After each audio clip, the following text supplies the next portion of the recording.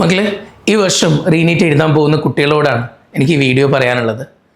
നമ്മളിൽ പലരും കഴിഞ്ഞ എക്സാംസിൽ നന്നായിട്ട് പ്രിപ്പയർ ചെയ്തിട്ടുണ്ട്. നമ്മുടെ മാക്സിമം എഫേർട്ട് എടുത്തിട്ട് നമ്മൾ അത്രത്തോളം കഷ്ടപ്പെട്ടിട്ട് നമ്മൾ റിസൾട്ടാക്കി മാറ്റിയിട്ടുണ്ട്. കഴിഞ്ഞ എക്സാമിൽ 625 മാർക്കിന് മുകളിലേക്ക് വന്നപ്പോൾ ആ ഒരു റേഞ്ചിലായിരിക്കും കട്ട് ഓഫ് ഓൾ ഇന്ത്യയിൽ ഉണ്ടാവുക എന്നുള്ള എക്സ്പെക്റ്റേഷനിൽ നമ്മൾ കേക്ക് മുറിച്ച് ആഘോഷിച്ചവരുണ്ട്. നാട്ടിൽ എല്ലാവരോടും പറഞ്ഞവരുണ്ട്. കുടുംബത്തിൽ തന്നെ എല്ലാവരോടും പറഞ്ഞിട്ട് എന്തായാലും MBBS സ്വപ്നം കണ്ട് സ്റ്റെത്ത് വരെ പാരൻസ് സമ്മാനിച്ച കുട്ടികളുമുണ്ട്. 2 വർഷം, 3 വർഷം, 4 വർഷം ഇത്രത്തോളം കഷ്ടപ്പെട്ടിട്ട് വരെ ചിലപ്പോൾ 1 വർഷം ഇങ്ങനെ ഈ ഒരു യാത്രയിൽ ഇത്രയും കഷ്ടപ്പാടുകൾക്കിടയിൽ വലിയൊരു സമ്മാനം പോലെ നമ്മൾ നേടിയെടുത്തൊരു വിജയം നമുക്ക് പലർക്കും പിന്നിലുണ്ട്. ഇതിൻ്റെ ഒപ്പം തളർന്നു പോയ കുറച്ച് പേരുണ്ട്. ആ എക്സാമിൽ സമയത്തിന് പ്രോപ്പറായിട്ട് ഉപയോഗപ്പെടുത്താൻ പറ്റാതെ അവസാന സമയങ്ങളിൽ 610ഉം 615ഉം 620ഉം വന്നപ്പോൾ ഇനി എന്താവും എന്ന് ആലോചിച്ച് നിന്ന ആളുകളുമുണ്ട്. എനിക്ക് മക്കളോടൊക്കെ പറയാനുള്ളത് ഒരൊറ്റ കാര്യമാണ്. മക്കളെ, നമുക്ക് വരാൻ പോകുന്ന 21-ാം തീയതി നടക്കാൻ പോകുന്ന എൻട്രൻസ് എക്സാം, അത് നിങ്ങൾക്ക് ഏറ്റവും നല്ലൊരു പേപ്പർ തന്നെയായിരിക്കും. ഭയങ്കര ഡിഫിക്കൽട്ടാവുന്ന ഒരു പേപ്പറാണെന്നും ചിന്തിച്ചുകൊണ്ട് വെറുതെ നിങ്ങളുടെ സമയം കളയാതിരിക്കുക. ഇപ്പോൾ പല മക്കളുടെയും ടെൻഷനാണ്. ഞാൻ പറയാം, എൻ്റെ മക്കളിൽ നിന്ന് ഞാൻ പറയും, ഞങ്ങളുടെ ഹോസ്റ്റലിൽ ഇപ്പോൾ വന്നുകൊണ്ടിരിക്കുന്ന ഞങ്ങളുടെ കുട്ടികളുടെ ഒരു പ്രശ്നം തന്നെ പറയാം. അവർ നന്നായിട്ട് പെർഫോം ചെയ്ത കുട്ടികളാണ്.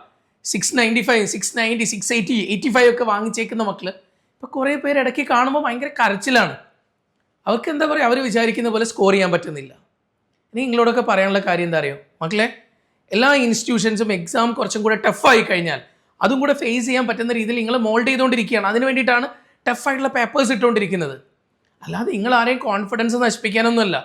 നിങ്ങളോട് പറയാനുള്ളത്, നിങ്ങൾ കോൺഫിഡൻ്റ് ആയിട്ടേക്കും മക്കളെ. അല്ലാതെ ഈ ഒരു MBBS മാത്രം, ഇത് മാത്രമേ ഉള്ളൂ എൻ്റെ ലൈഫിൽ, ഇതില്ലെങ്കിൽ ഞാൻ ഒന്നും അല്ലാണ്ടായിപ്പോയി എന്നുള്ള ഈ ആലോചന ആദ്യം മാറ്റ്. അതുപോലെ തന്നെ എന്നെക്കൊണ്ട് എനിക്ക് കിട്ടുമോ, ഞാൻ കഴിഞ്ഞാൽ ഞാൻ സ്കോർ ചെയ്തു, ഇനി എന്നെക്കൊണ്ട് എത്തിപ്പെടാൻ പറ്റും. എന്തിനാ ഇങ്ങനെ നെഗറ്റീവായിട്ട് തോട്ടിലൂടെ നമ്മളിങ്ങനെ പോകുന്നേ? എന്നാൽ നിങ്ങളെ കൊണ്ട് പറ്റൂടെ, നിങ്ങളെ കൊണ്ട് പറ്റുന്നതുകൊണ്ടല്ലേ നിങ്ങളിപ്പോൾ ഇത്രയും സ്കോർ വാങ്ങിച്ചേ. ആദ്യം മനസ്സിനൊരു ധൈര്യം കൊടുക്കുക, എന്നെക്കൊണ്ട് പറ്റും എന്നുള്ളൊരു വിശ്വാസം കൊടുക്കുക. ആ ഒരു വിശ്വാസമാണ് നമുക്ക് എല്ലാവർക്കും ഉണ്ടാവേണ്ടത്.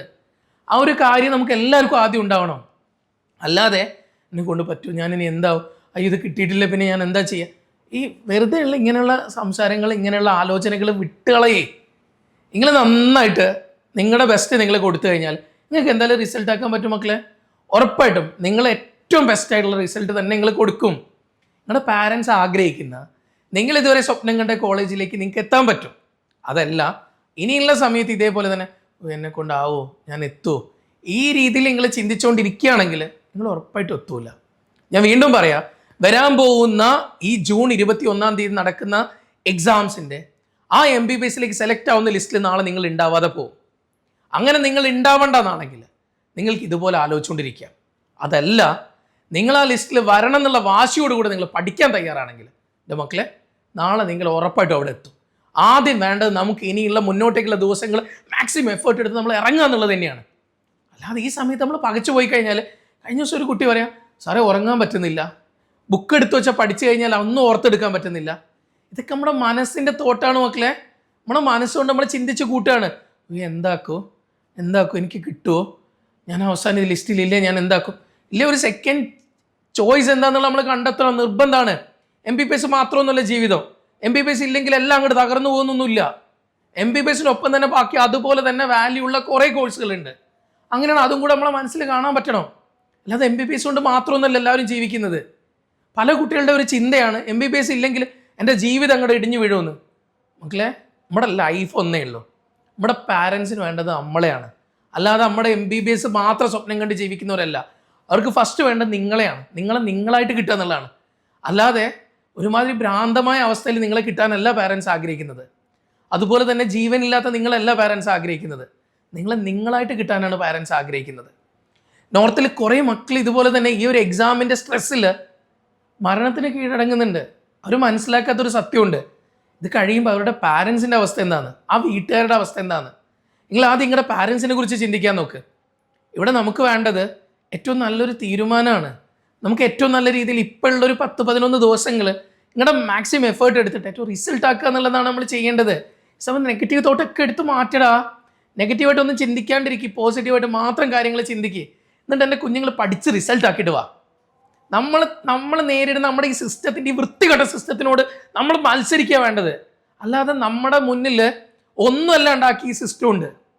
നിങ്ങൾ കഷ്ടപ്പെട്ട് പഠിക്കുമ്പോഴും ഒരു അർഹതയില്ലാതെ, ഒരു രീതിയിൽ ഒരു ക്വാളിറ്റി ഇല്ലാത്ത കുറേ ആൾക്കാരാണ് MBBS ഡോക്ടർമാരായിട്ട് മാറുന്നത്.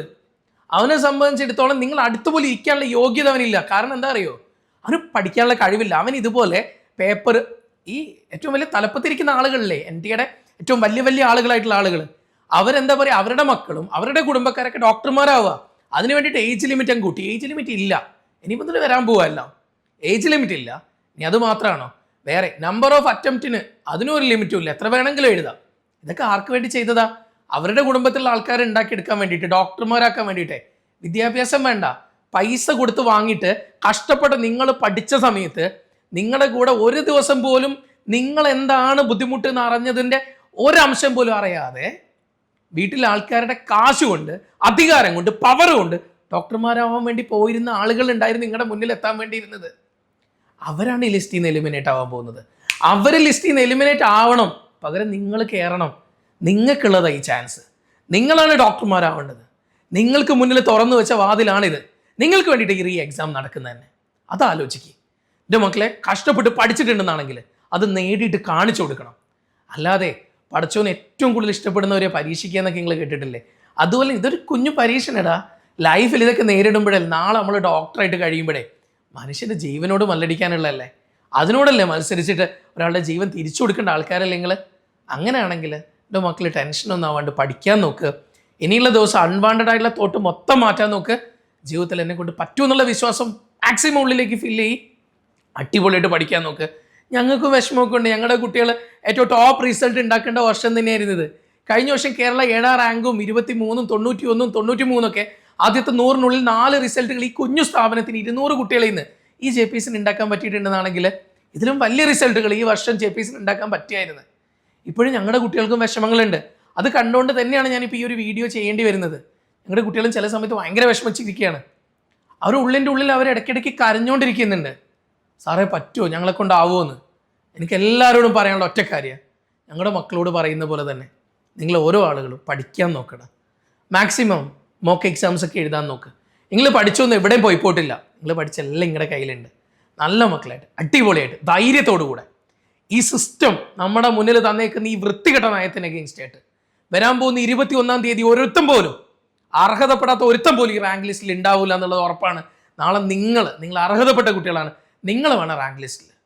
അല്ലാതെ ഇവിടെ NTAയുടെ മറ്റാൾക്കാരും അല്ലാതെ വേറെ കണ്ടവന്മാരും ഈ പൈസ കൊടുത്തിട്ട് ഇതിൻ്റെ ഉള്ളിലേക്ക് കയറി വരാൻ പോകുന്നവരും അവരല്ല ഈ ലിസ്റ്റിൽ വേണ്ടത്. നിങ്ങളാണ് വേണ്ടത്.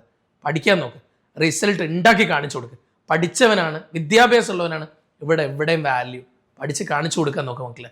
ഓക്കെ.